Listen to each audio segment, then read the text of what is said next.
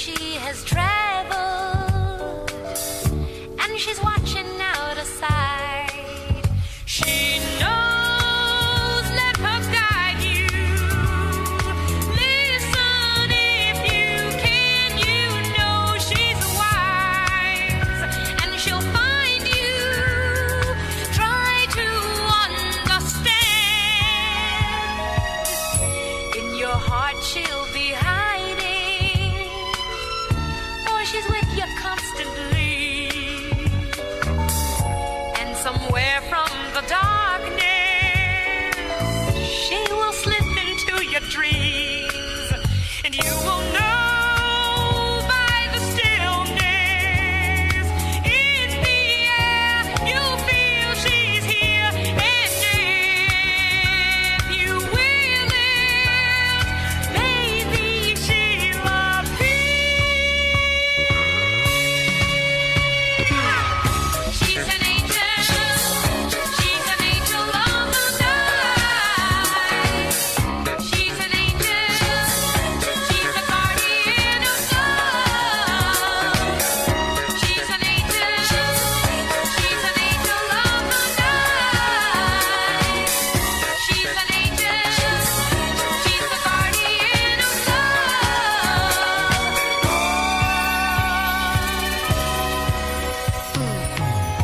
When she speaks, it's like music, universal melody, lullabies that will soothe you, put your life in harmony. She knows, let her guide you. Listen if you can, you know she's wise, and she'll find you if you understand.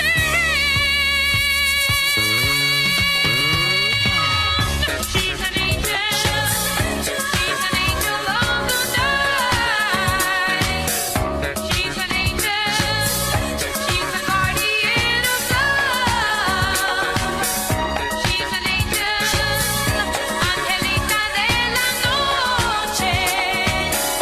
She's an angel.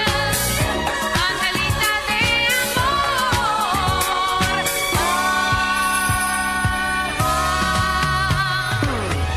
She's an angel. She's an angel of the night. Angelita. Angelita de la noche. She's an angel. She's an angel of the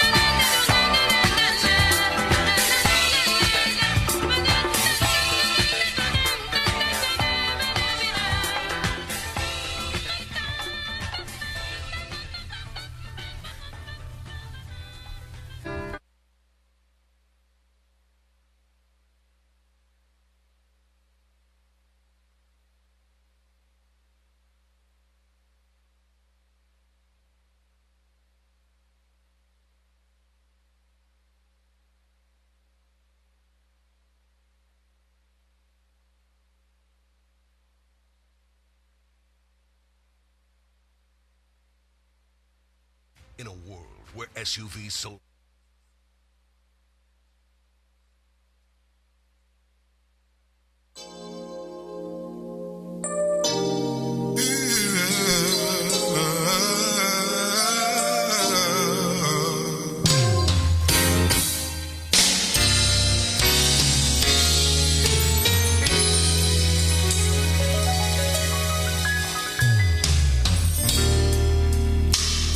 try to do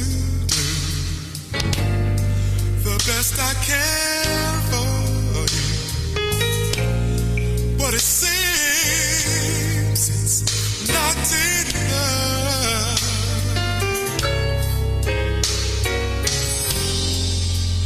And you know I can't, even when you're not there. But it's not what you want.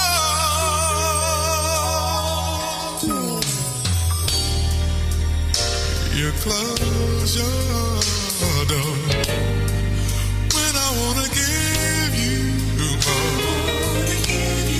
And I feel so out of place. And you know it's true. Don't you think I'm good enough for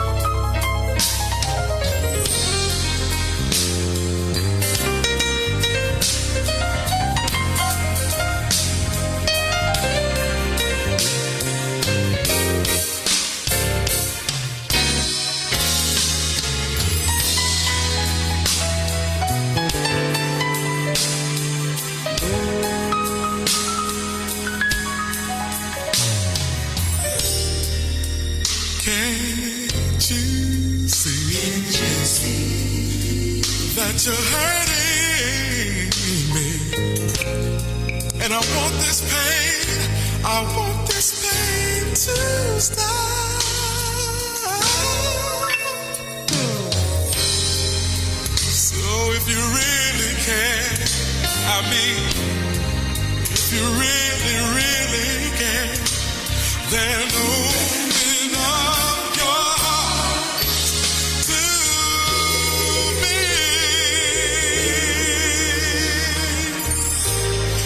Yeah. Open up to me.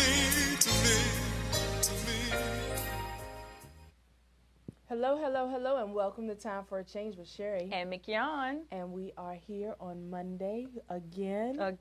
After an awesome weekend. How was your weekend? My weekend was good. It was very quiet. Spent some time with some friends this weekend. Okay. Other than that, just some old girlfriends. But other than that, went to church with another girlfriend on Sunday. So it was really quiet and peaceful. Spent time with my mom. Chauffeured her around.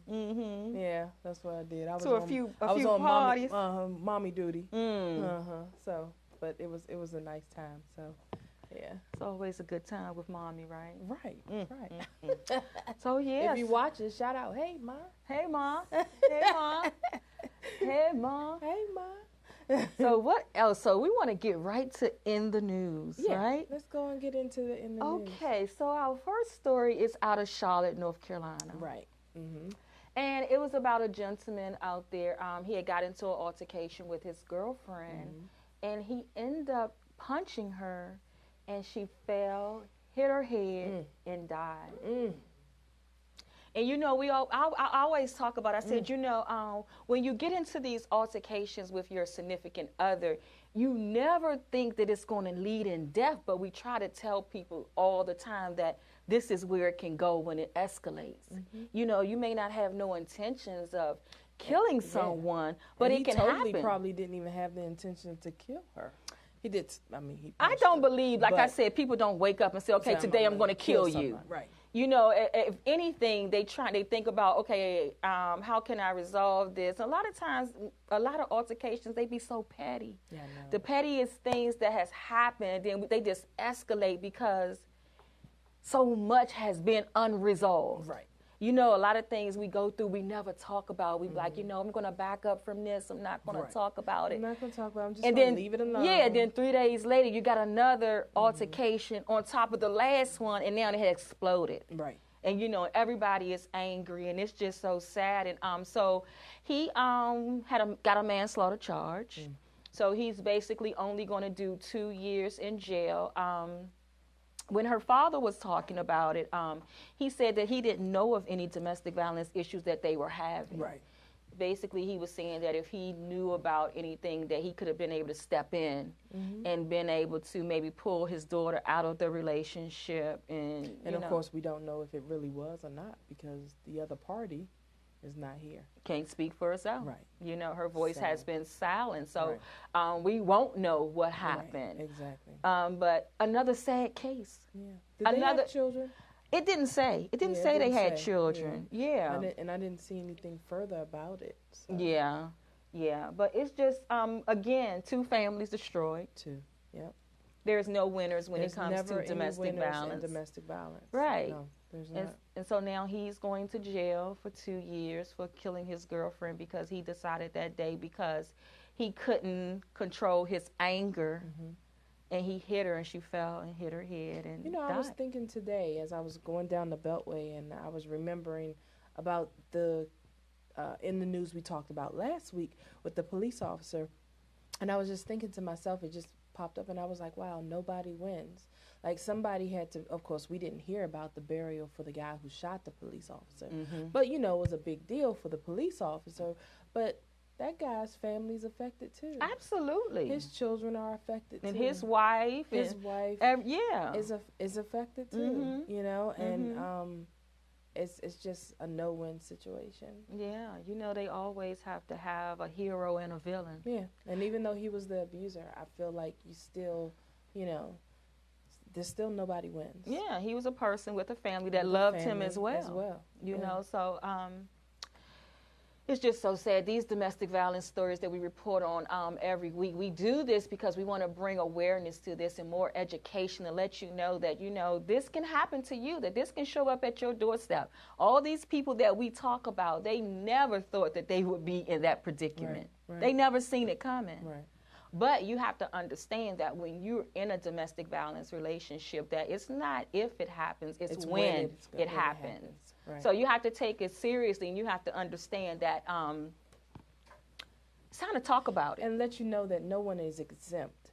It has no matter in how much money you make, how much money you're going to make. It has nothing to do with your title, your degree. It has nothing to do with that. Like, it affects everyone. Yes. And it's something that we need awareness about, education about. What do these red flags look like? What do these abusive type of perpetrators look like? What does this look like? And is this healthy? You know what I mean? So like I tell you guys all the time, just because it has not affected you doesn't mean that it won't. Yeah. You know? It your affects us children all. can grow up and meet someone that was raised in a household of abusers, and your child can meet that person, and now your child is affected. That's right. You know what I mean? So we have to be aware of what is going on in the community and people in general. Absolutely. And started talking about it. You know, we had Queen of Feet on last week and Pamela Hall, and we talked about those dinner table combos, you know, that you have to get back to having these conversations in your home. Well, let's get back to eating at the dinner table first. Definitely. Right. Yeah. You know, definitely bringing the family back to eating together, you know, not someone in their room, not someone downstairs, not on your phone or computer. Exactly. But take that time to have those family meals where you're able to talk about your day, find out what's going on in your children's lives, find out what's going on in your significant other's life. You see where they are. You know, a lot of us are stressed. We're working more, you know, and we running around and doing so much for everybody else, but we're forgetting about that self-care. And especially for our teenagers, so that they can have, you know, our teenagers already have a double whammy. You know, they already are socially disconnected anyway, right? So, you know, to have those dinner conversations and that table talk is definitely what they need, so that they can express themselves, so that they can let you know how their day was. Don't just stop it. So how was your day? Oh, it was good.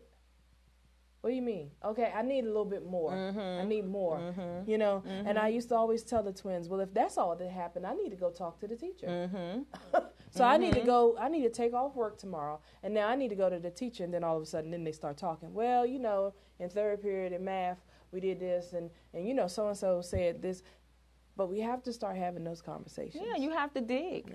And like we were saying about the teen violence, you know, these kids are experiencing being pushed, being, you know, well, bullying is a part of it too, but being pushed and hit, and they think it's cute. Yeah, and as early as 11 years old, we try to stress this, that, you know, you thinking that your little baby is too young to understand what's going on, but they're in relationships, and you don't even know. And they're being abused, and you know, a lot of times we're going to talk about it more in April, but you know, our platform, we talk about it any time.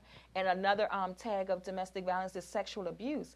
And teenagers are dealing with sexual abuse in record numbers. They're being raped, they're being gang raped, and parents, you don't even know. They're afraid to even go to their parents to even have this conversation. So we have to do better. We have to do better with our children out here to let them know that there's a safe place in my home where I can go and talk to my mom and dad without being made to feel like it's my fault or I did something wrong. You know, so we have to get it together, people. And there's a lot of organizations out here that will be able to assist you with that. If you need help with that, you can also contact me with the Lakeisha Brown Foundation. I am on all social media at McYon Brown Anderson. And also, we have Sherry Cook, and you can get in contact with her on all social media. She has an organization called Keeping Each Other Motivated. And also, if there's anyone out there that's experiencing any form of domestic violence and you do not know what to do, there is a 1-800 hotline that you can call anywhere throughout the United States at 1-800-799-SAFE. That number again is 1-800-799-SAFE. Exactly. So I just want to encourage everyone, like McYon was saying, to get involved with your teenagers. Talk to your teenagers. That is what we need. That is what's going to help break this generational cycle of abuse. Absolutely. We have to get them young. And we have to have the conversation with them. Early. And you have to be real with them. Because, you know, just like when was it, last week that I sent you the video on social media of teenagers. Remember the boy and the girl teenager? Started out as fun. It's fun. They're tussling back and forth. They're pushing each other. He's pushing her. He's smooching her in the head. She's smooching him back. And they're pushing back and forth. And the next thing you know, it's turned into a lot more than what it originated, right? Yeah, they believe in that fighting. That's they not believe in fun. that fighting. Right. And you know, and there's some guys out here, they want to see how tough their girls see how are. tough Like, they are. I was going to say something that I wasn't supposed to say. Oh, Lord. But you know, they trying to see if you tough. Right. You know, but it's not about being tough. Be a lady. You want me to go back and forth with you, tussling? And they actually put this on social media. So parents, we have to talk to our children from all aspects. Like, what are you even supposed to be putting on social media? That's number one. But to even think that this was cute and fun, right? So guess what? So now it's been viewed by millions of teenagers, right? So millions of teenagers have now watched this couple go viral because everybody wants to go viral, right? And now they've watched this, and now what are they going to do? They call that couple goals. Right, couple goals. So now that relationship goals. Yes. So now they're going to go do the same thing, and somebody's going to end up terribly, terribly hurt. Yeah. Because it's going to get, I mean, it's not a game I remember here. when I was young coming up, I never played fight. I never did that. I don't play fight. Because I have seen too many people play fight, and it turns into a real fight. That's right. Yeah, somebody hit you too hard. I didn't see somebody stretch somebody's shirt. Right.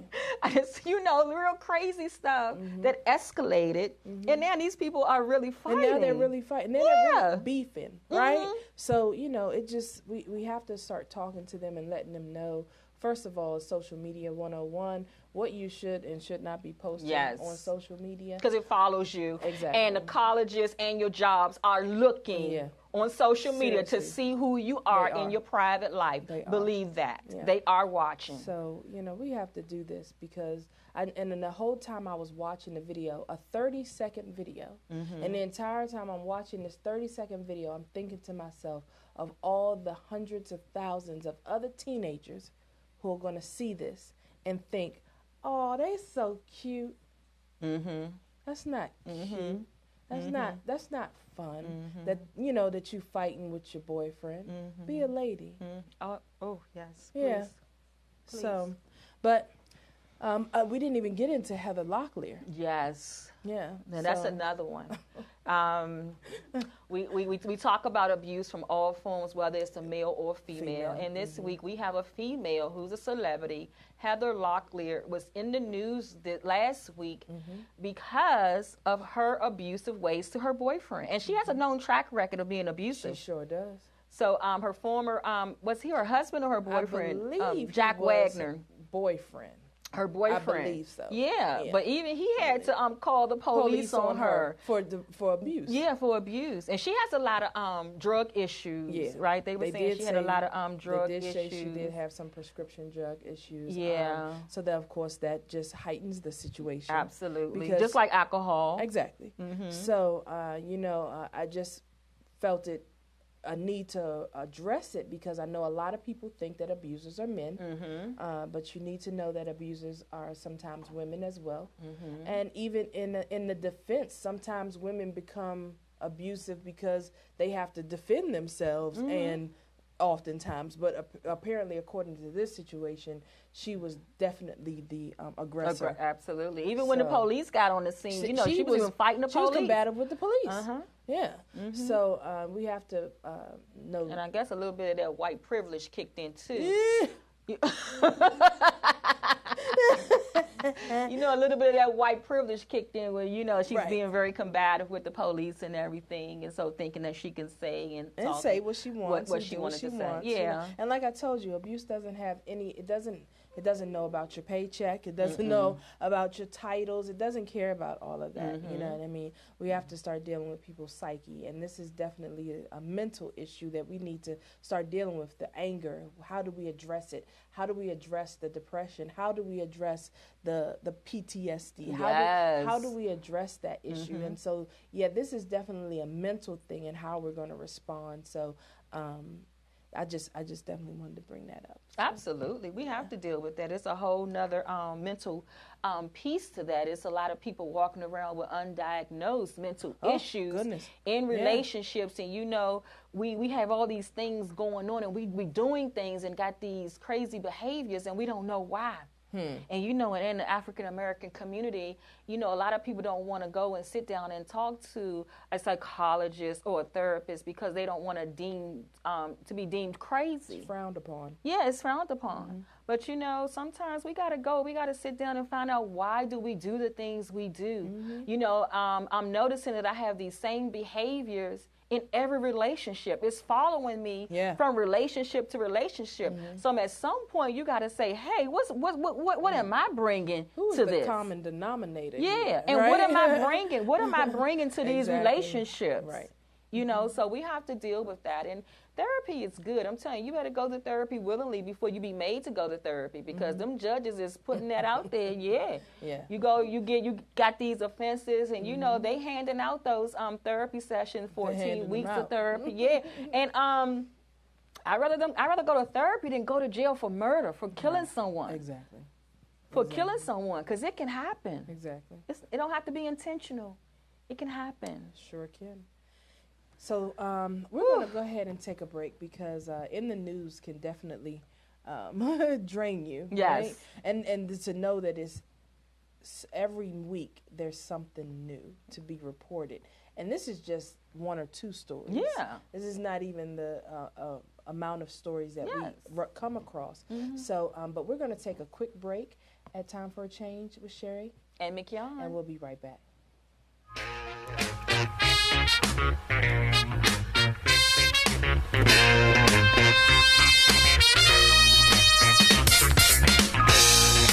Have you found yourself in love before? Tell me, ain't it a different kind of thing? So much love in such a real good feeling, child. The kind of feeling good loving brings. Yeah, with your head on my shoulder, my heads are spinning round and around. Yeah, I hear the sound of sweet funky music. Ow, even when there ain't no sound. Yeah, visions of you, my love, dancing in my head. The star in my life, girl. Only one thing can be said, that you my fancy dancer. Yeah, fancy dancer. You're my fancy dancer. Yeah, fancy dancer. You're my fancy dancer. Yeah, yeah, fancy dancer. You're my fancy dancer. Yeah. Ooh. You're the only thing on my mind. You fancy dancer. Ow. Ha.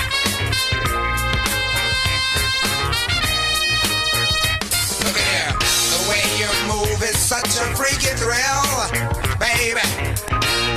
It's the way you do your thing. Thrill me, baby. Ha. I love the way you twist and turn your body, girl.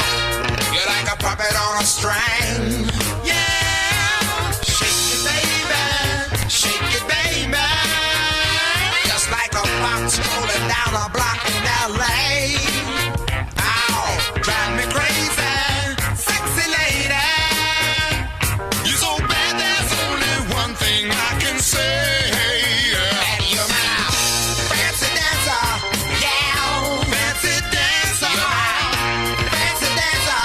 Yeah, fancy dancer. You're my fancy dancer. Yeah, yeah, fancy dancer. You're my fancy dancer. Yeah, ooh.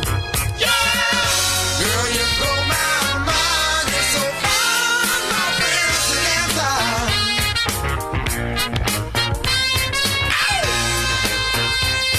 Wow. Yeah. Ow.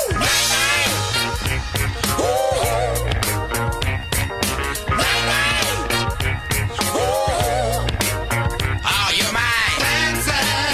Ow. Dancer. Oh, girl, come on, do it to me. Yeah. Girl, you blow my mind. You're so fine. My fancy dancer. Wow. Ow. Come on.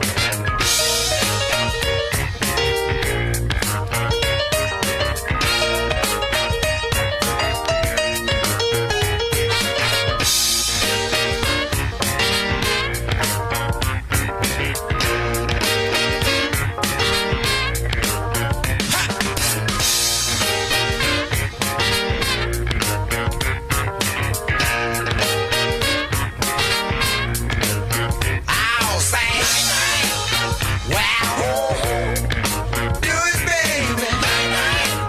Wow, shake it around. Ha. You look so good. Yeah. Ow, you're out. Fancy dancer. Yeah. You're out. Fancy dancer.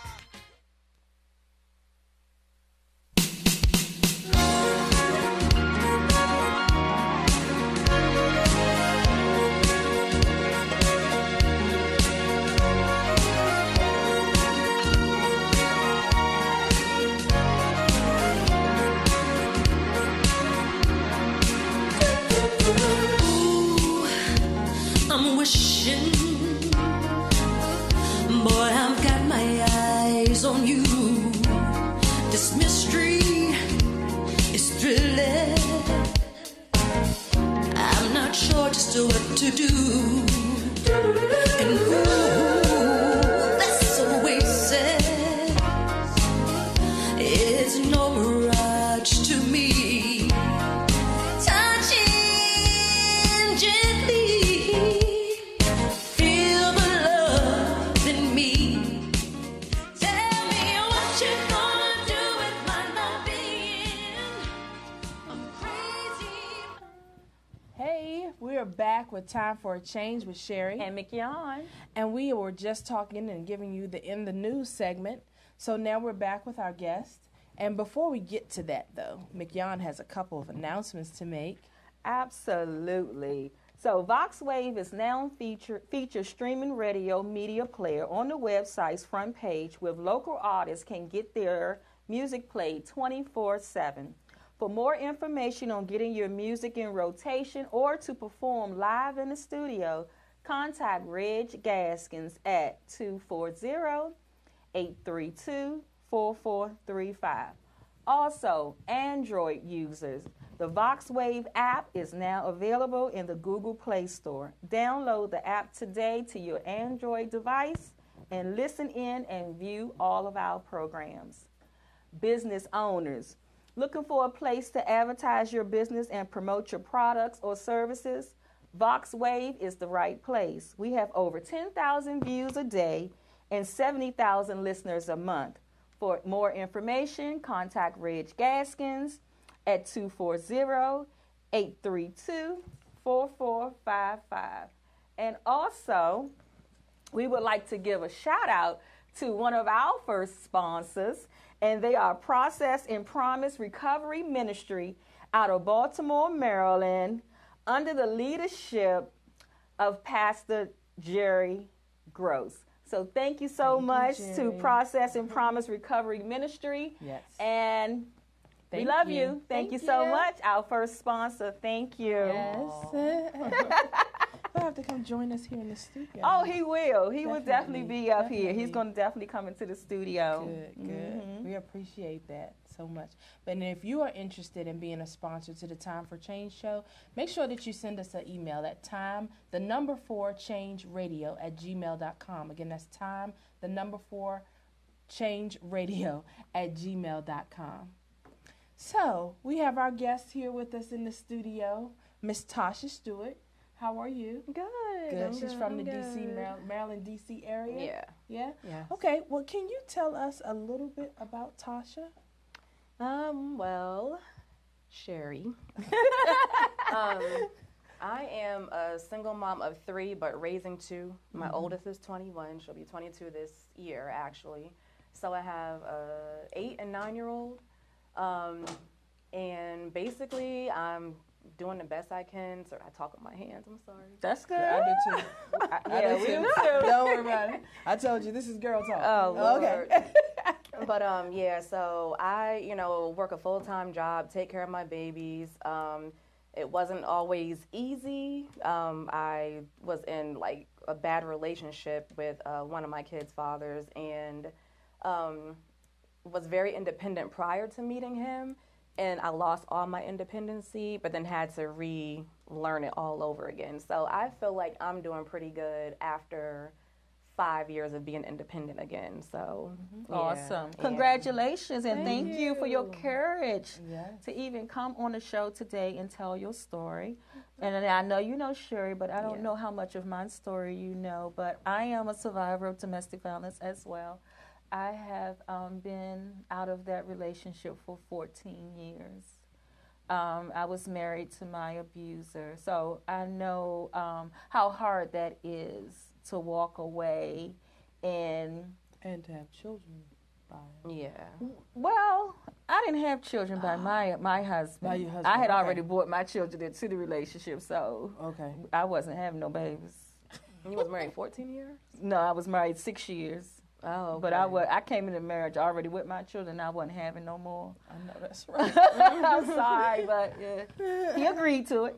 So, but and that made it easier because we didn't have to worry about children in it, and so all the other material things, I let all that go. It's a lot easier. Exactly. So it And was that's what you easier. have to do. Yeah, it was easier, and I know sometimes it's very hard when you have children. Yeah. But it's so important that you hear because this is one of those things that we talk about now in domestic violence, that once you leave your abuser and you have children, how do you co-parent? Because you have to still do that. And it has to be in a healthy way because the children still have to be raised. Yeah. And they're hard. still watching. It's very hard. They're still watching. And we talk about that often, about the difficulties of co-parenting with him. And so, and I'm praying on that for you because a there work has in been no progress. answer. Right. In her situation, there really hasn't been too much that you can really do because he's still in definitely pain. the He's still control. hurting. Yeah. Yeah, he's still Pretty hurting. much. Yeah, and until he realizes that he is hurting and that he do have a lot of pain, he's never going to be able to heal. And so you have to be able to get the education that you need so you can be able to say, okay, well, how do I make this look better? How do I make this look better? Well, I did little things, like it got to the point where it was so bad that, you know, I would either have to, like, prior to my relationship with him, I kid you not, I left this guy with my children at least 50 times, but I always went back, you know, so it was like one of them holes that I just couldn't break away from. And when my breaking point came when I realized I wasn't happy, I was like, I can't keep doing this to the kids. And my daughter, I finally ended up leaving, and she was only 2. So I had a 2 and a 3-year-old and just left. I had to, of course, I had an escape plan, you know, and I had to stick with it because I was always back and forth. So my escape plan was New Year's, I'm not bringing it in with him, and I need to start fresh. So when I did tell him I was leaving, I got the courage to finally say, okay, I'm leaving. You ain't going nowhere. Oh, yeah, they famous for that. And if you do, you'll be back. You know, this ain't nothing new. You'll be back. So I'm not worried. I'm like, okay, at least I warned you. So, you know, the kids open up their presents. And because it was on Christmas, I told him January 2nd, I'm leaving. So, and I did and never looked back. So, but it took the help of therapists. Like you said, some people feel like it's a crime or it looks dumb to go see a therapist. And she helped me out a lot. I did have some assistance with talking to, you know, friends at my church, you know, and then people like Sherry to, you know, confide in and stuff. And it matters when a lot of people can relate and you can get their feedback and talk about, you know, certain situations and what you should do, what you shouldn't do, how well you're progressing. You know, you want to hear good things like that. So, Absolutely. So how did this relationship, I know we've talked more in detail about some of the things that you had to experience, some of the things that you went through in the relationship, but how did this affect you mentally? oh gosh, mentally I was no good. When you have a man consistently telling you that you're a piece of crap, what other word, the S word? Yeah. You know, you're never gonna be crap, or you're never going to amount to anything. You know, I brought you in my house with nothing. You're going to always stay with having nothing. Because I was poor, broken down when I moved in with my kid's father. So I was, my self-esteem was already blown because I was in my sister's, sleeping on her couch, and my car was on the verge of breaking down and stuff. So I didn't have anything. And so to move in with him, and to have to deal with the control that I had to deal with, and then I didn't have anything of my own. So I had just lost my place. Car wasn't working, so I had to depend on him for his car.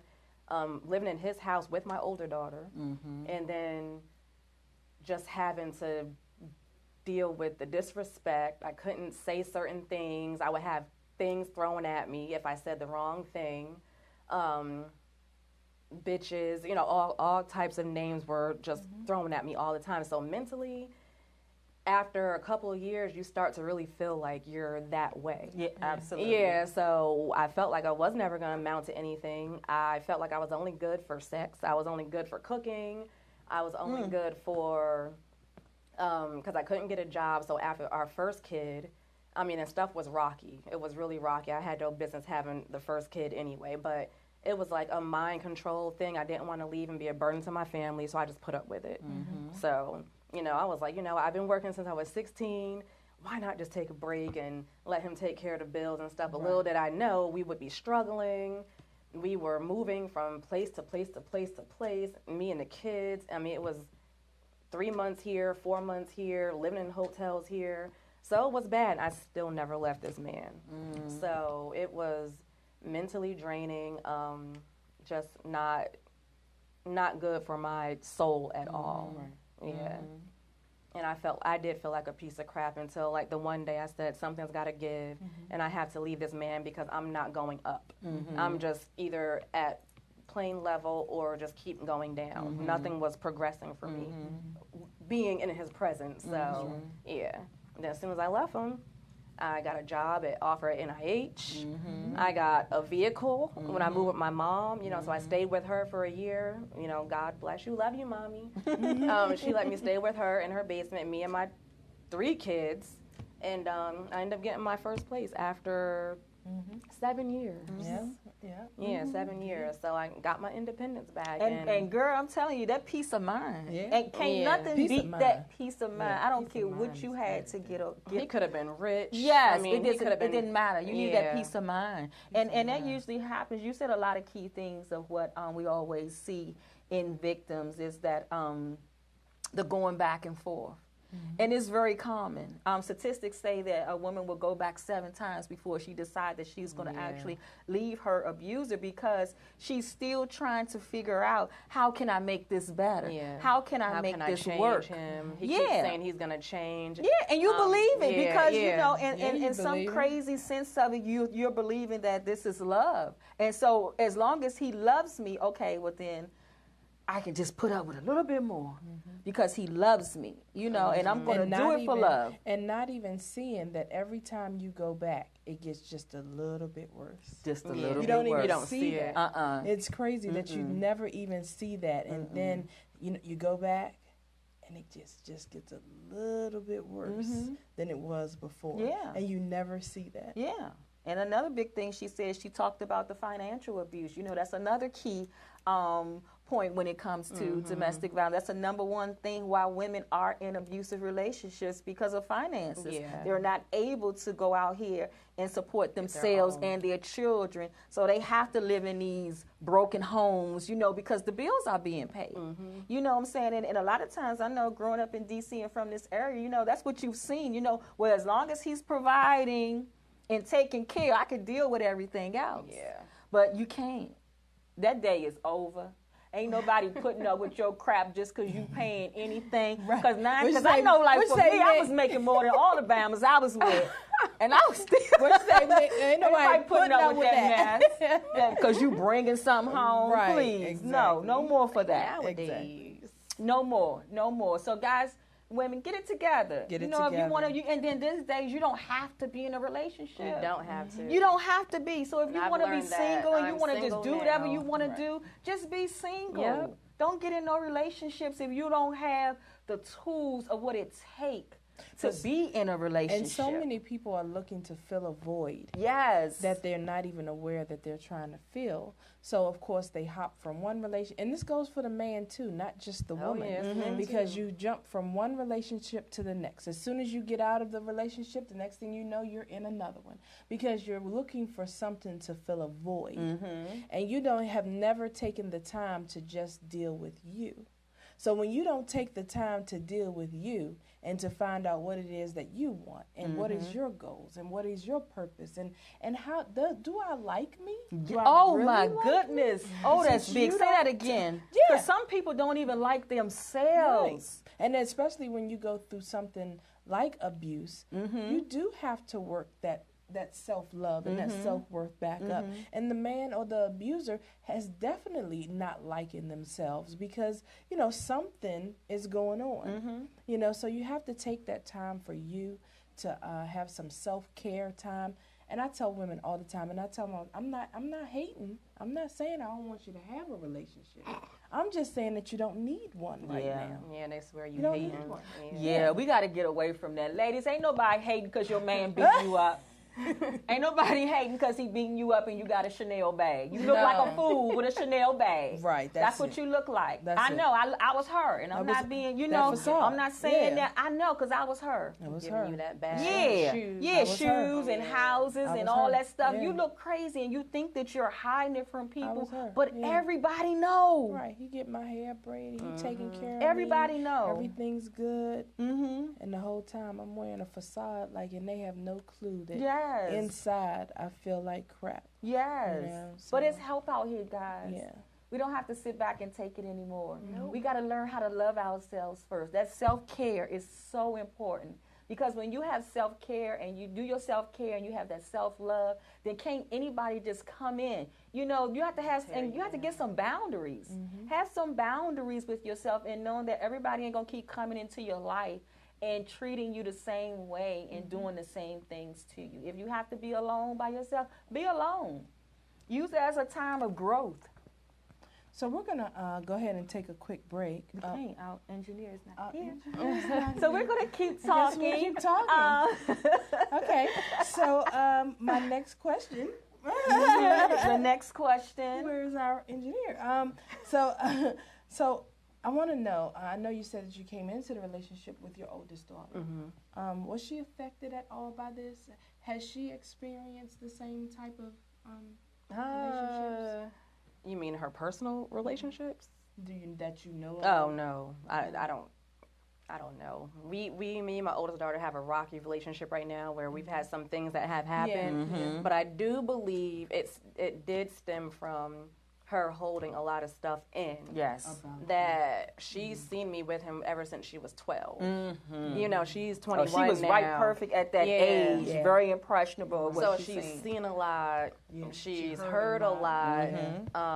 And then with this particular guy, because he was the last one in her life, you know, and then mentally, you know, he had to end up telling her to get the F out, you know, before I decided to leave him, you know, but then I stayed with him and let her go with my mom, you know, so it's like, So it looks like mommy chose him over me.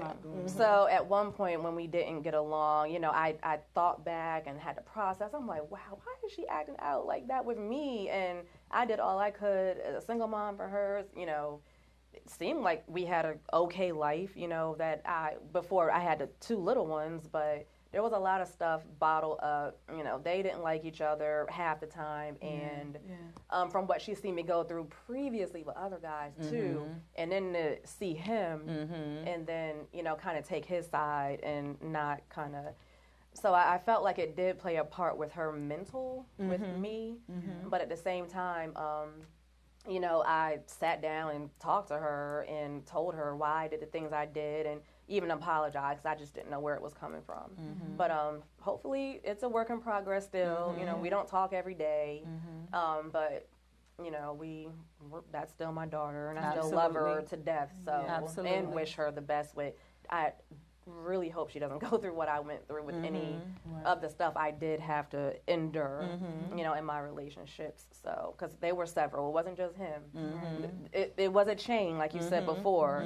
It's like I kept getting myself into these stupid situations with these guys, but it all came together that my self-esteem and I didn't love myself. I didn't even like I didn't love myself, but I didn't even like myself. You know, I thought I did, but I really didn't because I wouldn't have let that happen. And that is so big that you just said that because I always tell people that when I first went through my therapy and so just that whole point of loving yourself, a lot of people don't love themselves.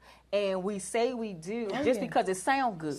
I love myself. Yeah, and you'll be people say it all crazy. the You'll be time. crazy if you say, I don't like myself. People look at you like you're crazy. So you will say, I love myself, but loving yourself look like something. You know, it looks like something. And being abused and being beat down and all that, that's not loving yourself. No. Because loving self don't put anything before you. So how you treat yourself It's how other people will treat you. Yep. Those boundaries and those standards. I'm telling you, people tell you that for a reason. It is so true to always have boundaries and standards with yourself. And just things I that didn't have boundaries or standards. that you won't allow and you won't accept. But you know, a lot of times, I know for me growing up, I didn't know what those boundaries were because I didn't see anybody else setting boundaries. Nobody else had boundaries. You know what I'm saying? It was more so, this is what we do. This is how the relationship go. Right. So you had no boundaries or whatever. So, but you need them. You need boundaries. You need. You just need to have high standards nowadays. I don't even care. Like I've been single for almost 1.5 years now. It's the best thing ever. And speaking of self-love, I've been going through this and learning myself in the past 2.5 years. Found out so many things I didn't even know about myself. So. Yes, about self. Yeah, about self. It is. It's very, very important. So we're going to go ahead and we're going to take our break. Then we will be back with Time for a Change with Sherry. And Mickey on. All right.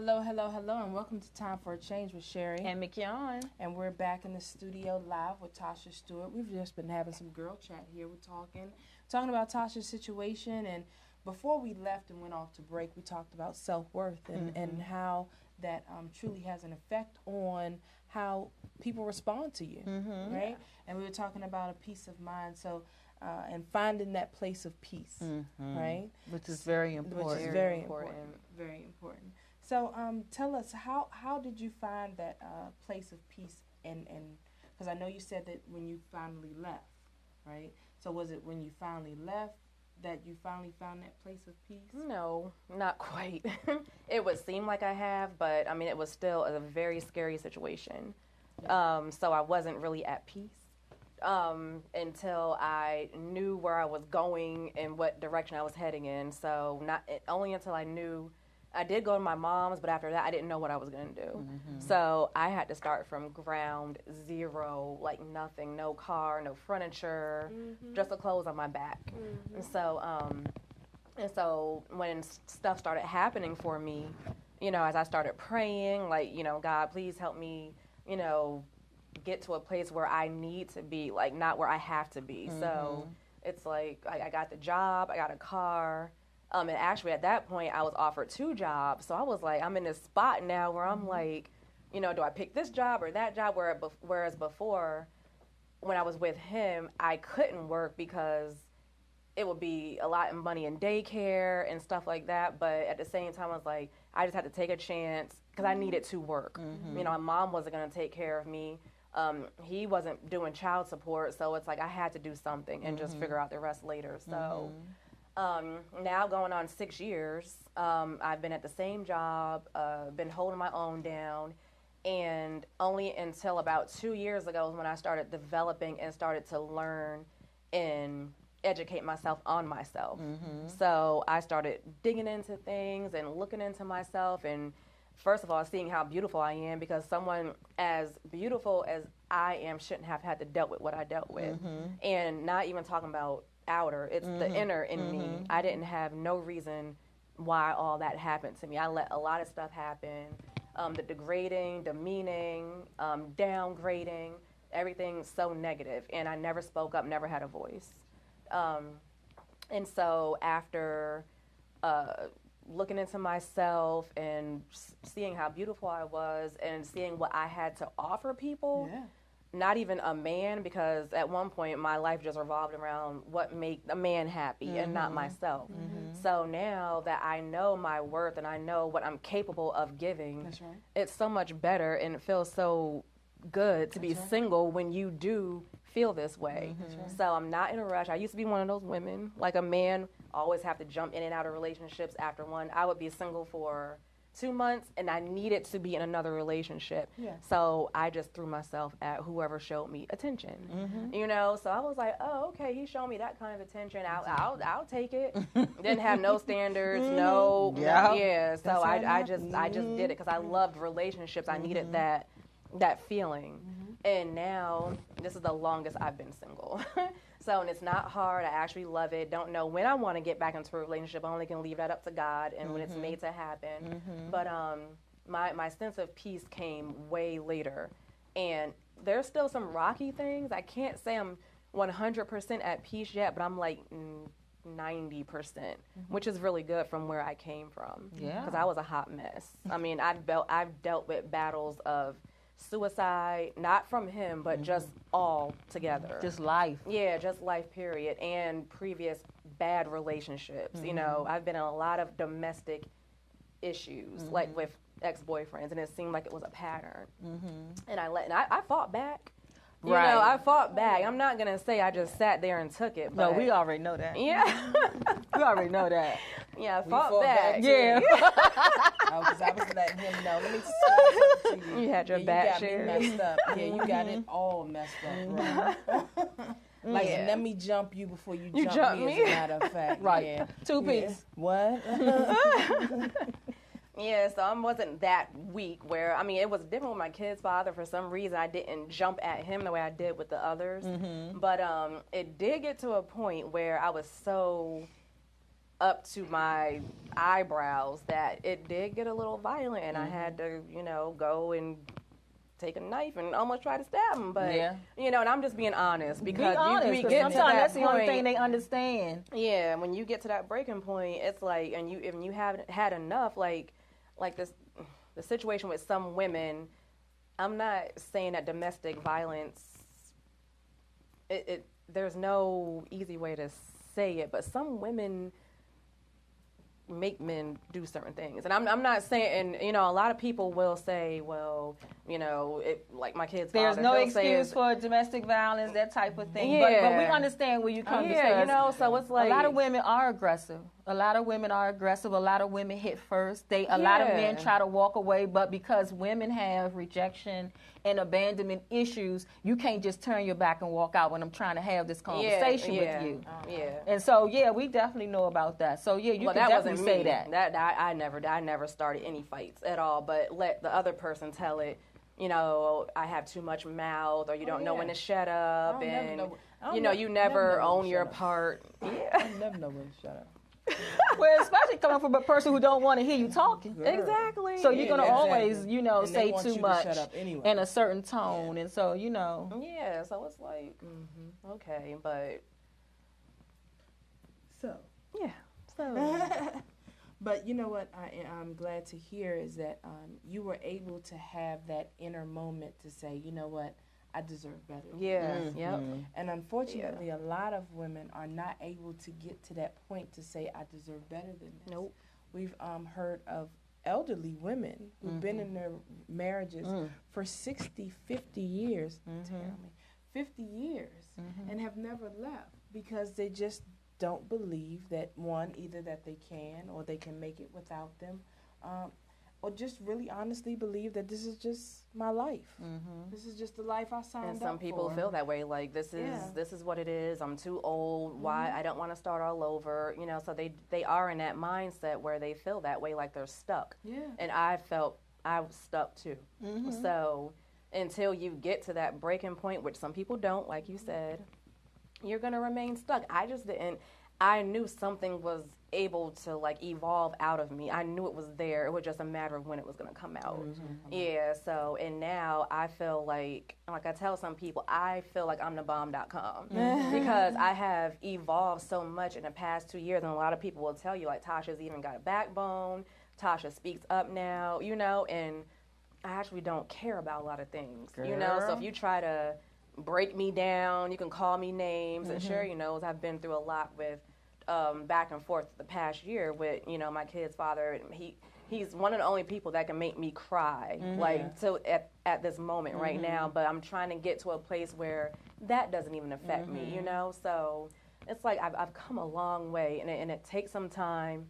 You just have to be able to be patient to take it and just move forward with it. So because it is a process. And it can be a long process. It can be a very long process. You gotta feel. You just gotta get to the point of understand what do he hold over you, and you gotta dig deep for that. What do he have? What is he holding over me that everything he says hits me so deep? That I'm still in that control mode where he still controls me with words. Yeah. So you have to dig deep and find out what that is. And whatever it is, forgive yourself for allowing it to happen and move forward with it. And control you with words. And then after you even leave, and still control you with finances. Because they can continue to offer you money if you still allow them to come around. And you still, okay. I've been offered plenty of money in exchange, and that's why I felt like maybe, this is why he don't want to pay child support, because he wants to offer money to do side jobs and stuff like that. I call it side jobs. Side jobs. But and that's that hole, and that's that control, but. And at one point, yes, I did fall in that hole. And as we all have as moms, and it's like, okay, if this is the only way I can get money out of him, then so be it. And then you look at it like, oh, it's not so bad. That's my kid's father. Yeah, and I've done it with both my kids' father. My oldest one, he ain't no different. He the same way. He didn't want to be in his daughter's life or see her, but it's like, well, I'll give you money. And I'm like, well, I'll do this if you spend time with your daughter, I shouldn't have, so there's No. a lot of things that I did, for the men in my children's lives in order feel for, bad. I used to feel bad. I don't feel bad no more. Okay. We've been there. But it ain't happening no more. That window is shut and I sealed. must say that it's an awesome feeling to have confidence, and it's a different feeling. Confidence and not It looks conceit. so much different. Oh yeah, It not looks conceit. So much It looks different. different, and confidence is something that I don't even know how to explain. And even as being a coach, it's really hard for me to explain how to develop confidence and what that feels like. You hold your shoulders back differently. You walk differently. You have conversations differently. It's just different. You know what I mean? And I know even some eat people differently. You do. Right? Yeah, you Because you're do. starting to care for yourself differently. You watch how right? you eat. You watch how you hold your fork. So after I gained back the weight, I kind of let myself go into that slump. You know what I mean? That slump, That familiar depression, place. that familiar place, that comfort zone. That comfort. You know what I mean? And I needed that comfort zone because I was still struggling and I was still going through. And how did I let that happen to me? And I beat up on myself. But now I'm back to that confident woman, and it's just a totally different feeling. It is. You know what I mean? And so I wish that we could get all of our sisters, and that's why we do what we do on the road. Absolutely. That's why we do what we do on the Healing Lives tour, because we want women to get to that level of confidence. Yes. And high self-esteem. Yes, that whole mental recovery Yeah. process that we do, and that self-esteem. We meet a lot of women who can't even look in the mirror at themselves And don't want to. Yeah. It's very hard. And we do an exercise with them where we get them to look in the mirror, and what do you see when you look in this mirror? Who do you see? And many won't do it. Many break They down, can't. they cry, they they cry. can't talk, they looking everywhere but in the mirror, and I have to keep saying to them, look in the mirror. Look at the reflection. And sometimes when they look at it, they realize what they see. And sometimes it's painful. Because I remember when it first happened to me, when I first had my experience, I had learned that through therapy of looking in the mirror. And I remember the first time when I looked in the mirror, I didn't even know who the girl was that I was looking at. I didn't even know the reflection looking back at me. Because at this time, my eye was black. I had a black eye, so I'm looking at this woman in the mirror with a black eye, and in her eyes, oh my God, I just seen so much pain. And I was like, who are you? I didn't even know who she was anymore. Because you never. I'm like, who are you? Who is this woman that I'm looking at? I had lost myself in that relationship where I couldn't even see myself anymore. All I seen was pain. And so I had to deal with that, and I had to build her back up, and I had to love her back to that little health. girl back up too. Absolutely. Because you had experienced it so early. Absolutely. Absolutely. And it was amazing. One time I was on a retreat with my church, and how I didn't even heal the little girl then. Because I didn't know I was healing the woman that I seen in the mirror, but I didn't heal the child. I didn't heal the child until 1 year. And this was after I had left my husband, and I was on a church retreat. And my pastor was talking about how in life, how we always forgive everyone else for the things they do to us, but we never forgive ourselves for allowing things to happen. And so he did an exercise where he was saying that, you go back to that young person where you started believing the lies that people were telling you. That's right. How old were you when you started believing the lies of people saying that you ain't going to amount to nothing, that this is always going to be your story? Yeah. So I went back to the first time where I started hearing people saying negative things about me. And so I went back to the 15-year-old McKeon. And when I thought about it, I was like, oh, wow. So I'm having this conversation with myself, and I'm forgiving myself, and all of a sudden I just broke down and I just cried. And it was like a weight was lifted off of me. And I was like, wow, I never knew that I was still carrying the pain from being 15 years old. So it's Had to heal the amazing. little girl, yes, had to heal her. Yeah, yeah. And sometimes that's that self-awareness piece, right? Because some people are not able to do that, you know, and some people are really so damaged back in their childhood that they're unable to and don't want to even revisit it. Oh, yeah. Right?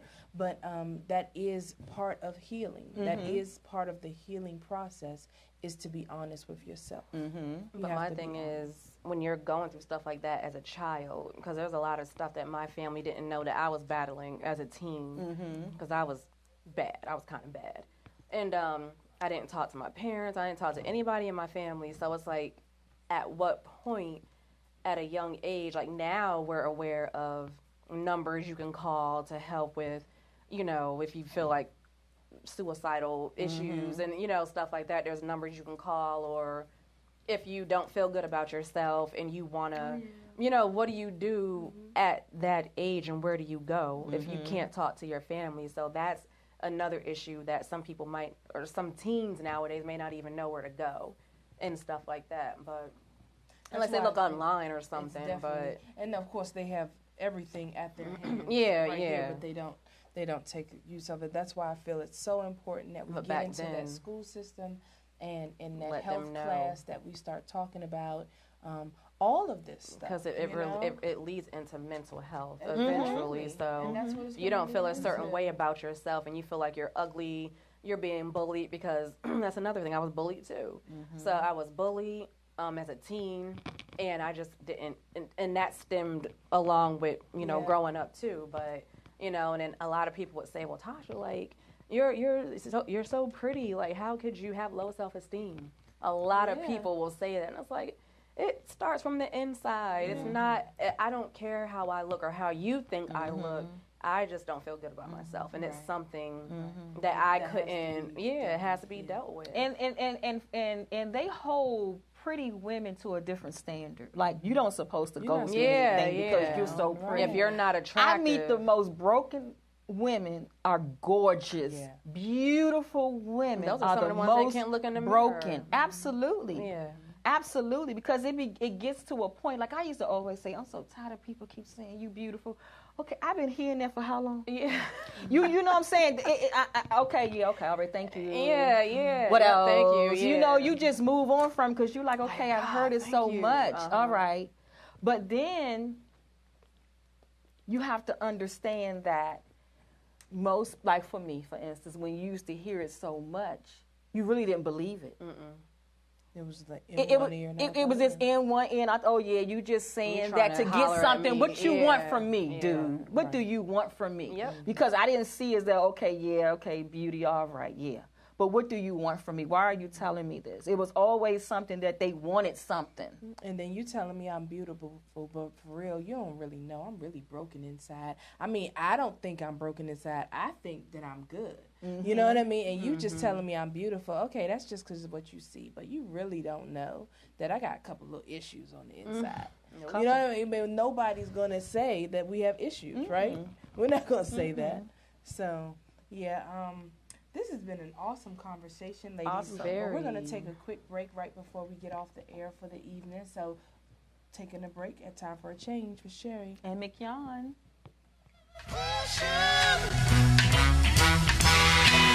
Keep on pushing. I've got to keep on pushing.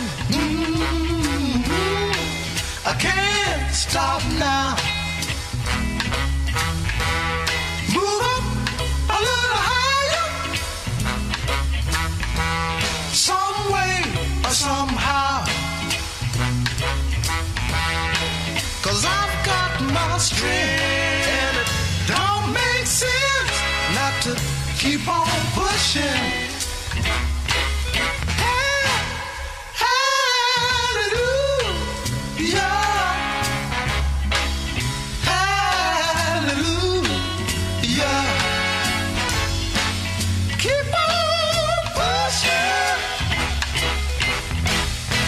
Now maybe someday I'll reach that higher goal. I know I can make it.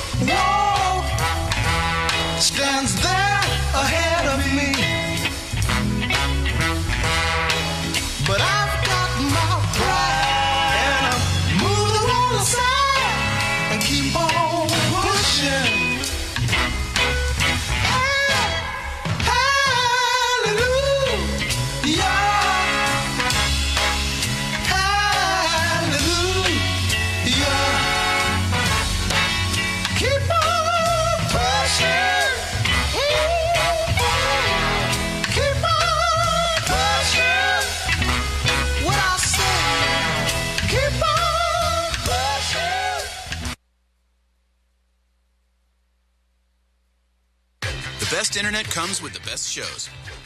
Fios by Verizon gives you the fastest internet available for only $79.99.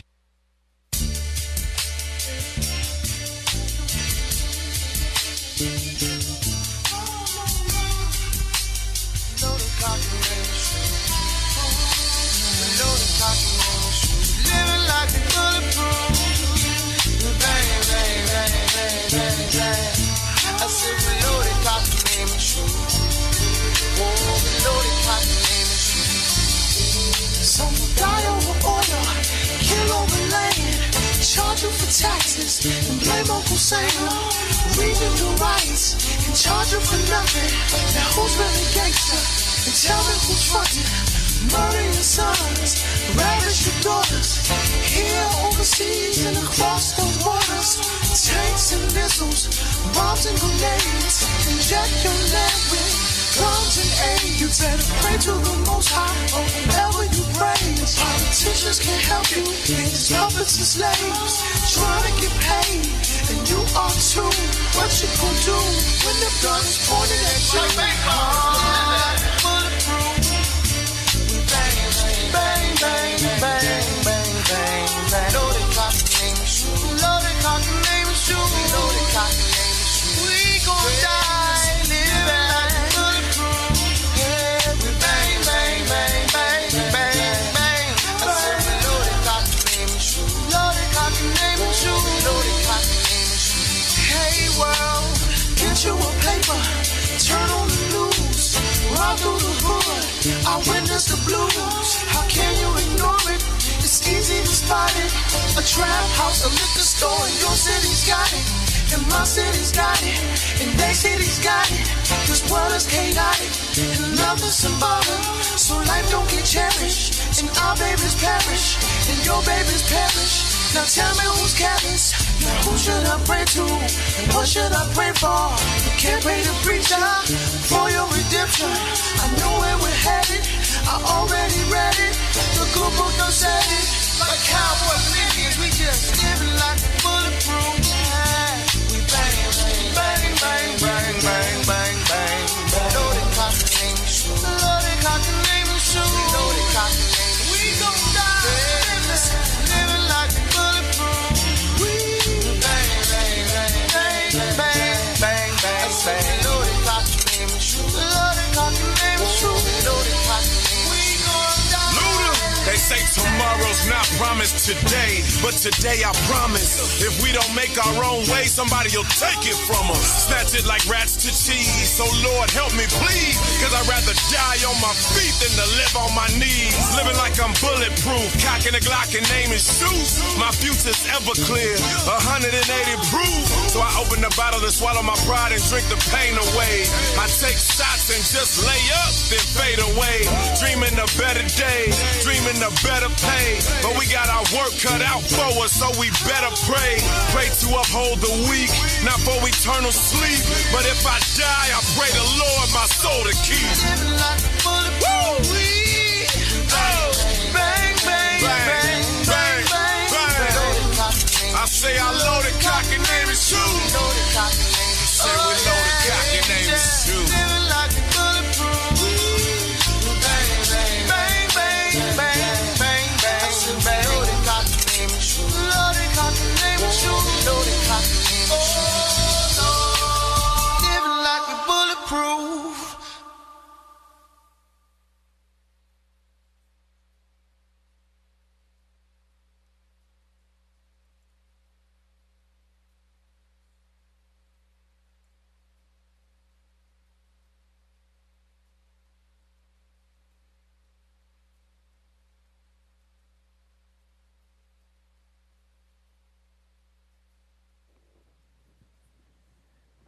So welcome back to Time for a Change with Sherry and McYon. And we have Tasha Stewart in the studio with us. We thank you so much for joining us. Yes. Today. No We problem. Thanks for appreciate it. having me. Thanks for inviting me. And if you would like to give out any contact information, you're welcome to do so.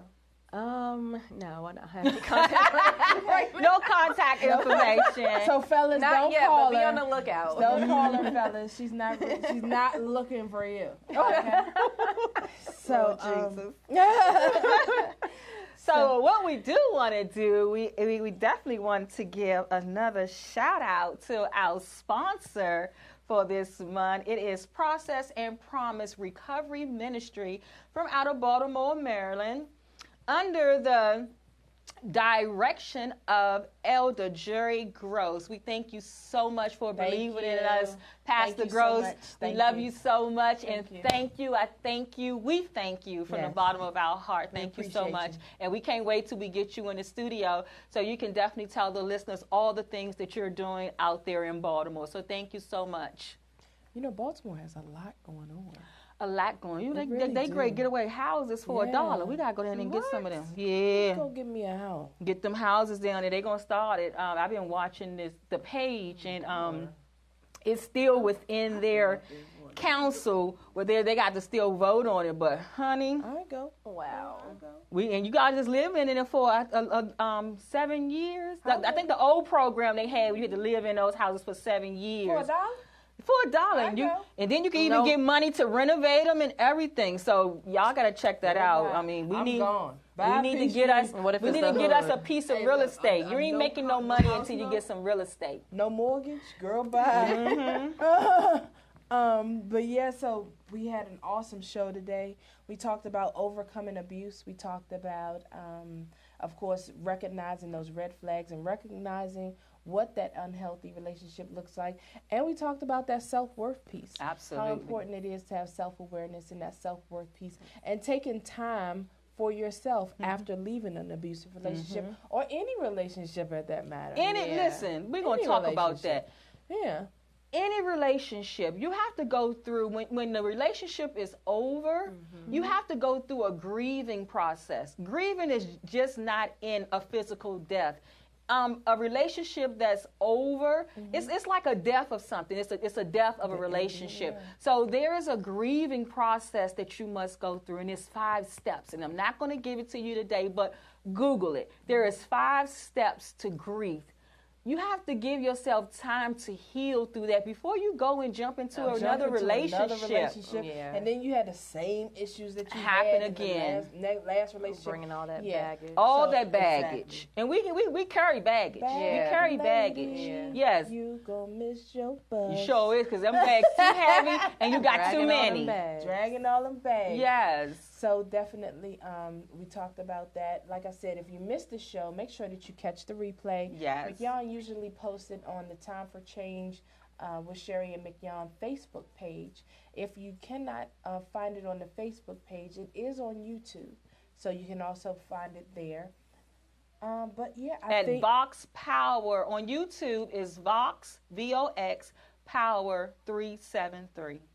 And subscribe to the page and check out some of the other TV personalities there. We got a lot of great shows that's going on here. Oh, and also this Wednesday, if the weather permits, we will be having a networking event here at Vox Wave at 4711 Alt Place in Suitland, Maryland, inside of Star Import. So we're going to have a networking event here. So if there's any artists or business owners and anybody, if you got a book or if you're even thinking about having your own TV show, come here and check us out. Come and check out the studio. We're going to have our live set here on Wednesday so you can see the flow of how everything goes. So you can come here Wednesday, March the 7th at 7 p.m. Come and meet the TV personalities. We'll be here. Come and meet us. And yeah, you can have my autograph. Yes, you can. So yeah, we're looking forward to having that networking event. So any upcoming events this weekend? I have an event tomorrow I'm going to at the Camelot. At the Camelot by the Family Social Services. Prince George's County Family Social Services is putting on a training tomorrow at the Camelot out there at Capitol. Is that Upper Marlboro, Capitol High School? Camelot. Camelot. Well, y'all know what it is. Evangel Temple. Okay. At Evangel Temple, right out there. So I'm going to be out there tomorrow at 8:30 a.m. So I will definitely give you guys some information on that when I get back because it is completely sold out. No one else can get in. But we're going to definitely bring back some of that information that we learned tomorrow. And also this weekend, there is a domestic violence event at the Community of Hope Church over there with Reverend Tony Lee is this weekend. Exquisite Ladies with Lady Domino, they're putting on this event. And the beautiful Lynn Strange is actually going to be there speaking. So if you ain't got nothing to do this weekend from 12 to 4, come on out to the Community of Hope Church over at Iverson Mall. And I'll be attending the Higher Calling Christian Ministries Domestic Violence Awareness Training on March 10th. That's Saturday. And if you're interested in attending, just send me a message. You know how to get in touch with me. If not, come on out to one of the events if you're interested. So that'll be on March 10th. I think that is it. That's all I have. Okay, and so also if you want to get in contact with us, we're on social media. You can contact me at Mignon, M-I-G-N-O-N, Brown Anderson on Instagram and Facebook. Also, I'm on Facebook under the Lakeisha Brown Foundation. That's Lakeisha. And you can reach me, Sherry Cook, on Facebook at Sherry Cook. That's SherriCook. And the organization site is Keeping Each Other Motivated Works, Keom, Keom. And we look forward to talking to you. And I'm going to end with this quick quote. After all that we discussed tonight, I'm not telling you that it's going to be easy, but I'm definitely telling you that it's going to be worth it. So have a good one, and we'll see you next Monday, same place, 6:30 p.m. Thank you for tuning in, everyone. Thank you. Hey.